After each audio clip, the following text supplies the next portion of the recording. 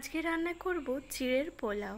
তার জন্য এখানে গাছ থেকে পেড়ে নিয়েছি কারি পাতা, পেঁয়াজ, টমেটো, কাঁচা লঙ্কা। তো সব কিছু আমি ভালো করে ধুয়ে নিচ্ছি। কারি পাতাটাও ধুয়ে নিয়েছি। পেঁয়াজ, টমেটো, লঙ্কা কুচি কুচি করে কেটে নেব। তো এখানে পেঁয়াজটা আমি দুটো পেঁয়াজ ছোট ছোট টুকরো করে কেটে নিয়েছি। টমেটো আর লঙ্কাও খুব সামান্য পরিমাণে লঙ্কাটা কেটে নিয়েছি, কুচিয়ে নিয়েছি। আর এখানে পরিমাণ মতো নিয়ে নিয়েছি চিড়েটা আমি 4-5 বার ধুয়ে নিয়েছি। আর নিয়ে নিয়েছি এখানে পরিমাণ মতো বাদাম আর নিয়েছি কিশমিশ। তো প্রথমে বাদামটা আমি লাল লাল করে ভেজে নেব। আর বাদামটা ভাজার সময় মিডিয়াম আঁচেই ভাজবো। আঁচটা বাড়িয়ে দিলে কিন্তু বাদামটা পুড়ে যেতে পারে। একদমই আঁচটা কমিয়ে বাদামটা ভাজবো, তাহলে ঠিকঠাকভাবে বাদামটা ভাজা হবে। চিড়ের পোলাও সন্ধ্যাবেলার টিফিনে বাচ্চাদের কিন্তু এভাবে বানিয়ে দিতে পারেন। আর আমি এখানে অনেকটা কম তেলে রান্নাটা কিন্তু করেছি। সব সময় চেষ্টা করি একটু কম তেলে রান্নাগুলো করার, কারণ তেল কিন্তু আমাদের স্বাস্থ্যের পক্ষে একদমই ভালো না। কারণ না, বাচ্চা থেকে বড় সবারই কিন্তু সব কিছু বুঝে খাওয়াটাই বেটার। তেলটা যদি আমরা কম খাই, একটু বুঝে শুনে খাই, তাহলে কিন্তু আমরা সবাই সুস্থ থাকবো। তো আমি সব সময় একটু কম তেলে রান্না করারই চেষ্টা করি। কিছু কিছু রান্নাতে একটু তো বেশি দিতেই হয়, তো সব সময় চেষ্টা করি একটু কম তেলে রান্নাটা করার।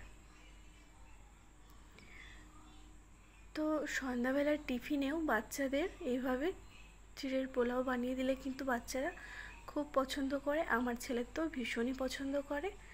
তো ছেলের বায়না করলো যে মামুনি একটু চিড়ের পোলাও করে দাও, সন্ধ্যাবেলা খুব খিদে পেয়েছে। তো এটা কিন্তু পেট ভরা খাবার। বাচ্চারা যেহেতু খুব খেলাধুলো করে, আমার ছেলে তো প্রচণ্ড খেলতে ভালোবাসে আর প্রচুর খেলে, সময় পেলেই ক্রিকেট খেলতে থাকে। তো ওর খিদে তো পেয়েই যায়। বাচ্চারা খেলবে, খিদে পাবে, এটা কিন্তু খুব ভালো।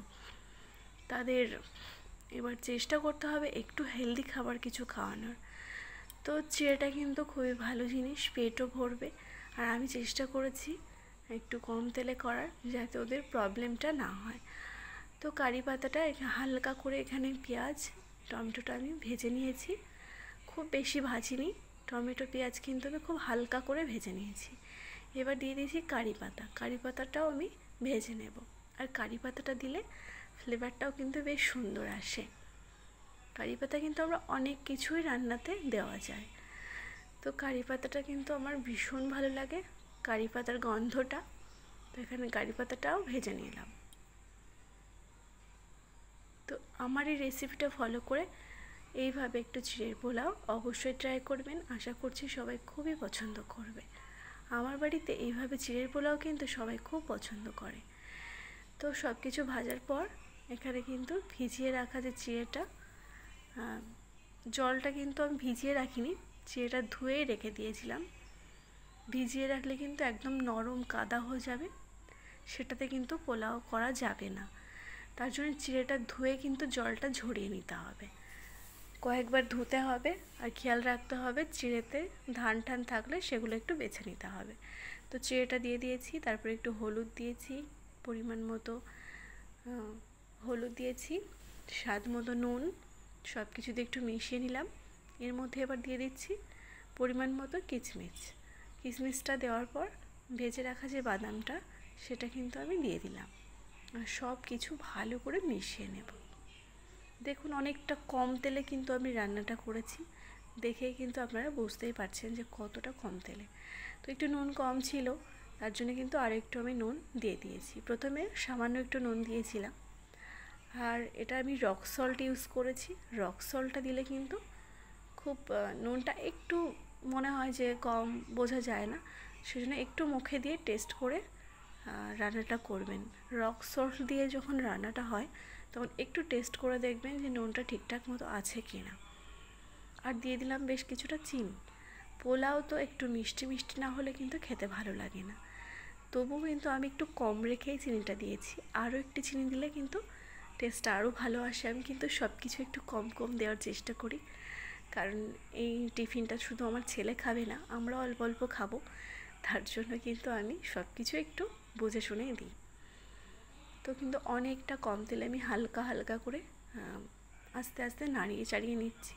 আর কতটা ঝরঝরে হয়েছে দেখতেই পাচ্ছেন, পোলাওটা কিন্তু খুব ঝরঝরে হয়েছে। চিড়েটা কিন্তু আবারও বলছি, চিড়েটা কিন্তু একদম ভিজিয়ে রাখবেন না, তাহলে কিন্তু পোলাওটা রান্না করতে পারবেন না। চিড়েটা একটু বেছে নেবেন, ওর মধ্যে যদি ধান টান থাকে, তারপর ভালো করে বেশ কয়েকবার ধুয়ে জলটাকে ঝরিয়ে নিতে হবে। তো এখানে কিন্তু ভালো করে নাড়িয়ে চাড়িয়ে নিয়েছি, লাস্টে কিন্তু চিনিটা দিয়ে দিলাম।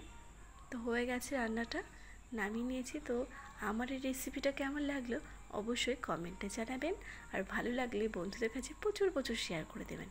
সবাই ভালো থাকবেন, সুস্থ থাকবেন, নমস্কার।